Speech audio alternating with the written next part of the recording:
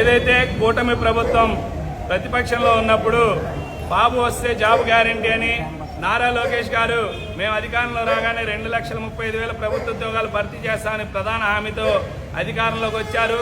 ఈనాడు ఆ మాటను మర్చిపోయారు. దాన్ని గుర్తు చేస్తూ ఈ నెల 30వ తేదీన చలో విజయవాడ కార్యక్రమాన్ని అఖిల భారతీయ సమాఖ్య ఏ వైపుగా పిలిపిస్తున్నాము.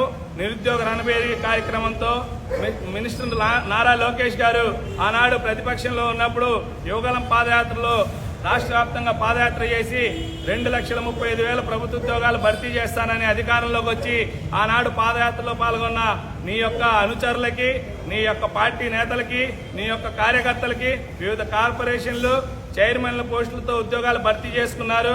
మరోవైపు పవన్ కళ్యాణ్ గారు ఆయన మాది కుటుంబ పార్టీ కాదని చెప్తూనే ఆయన అన్న నాగబాబు గారికి కూడా ఉద్యోగం ఇచ్చుకున్నారు. కానీ నిరుద్యోగుల్ని మర్చిపోయారు.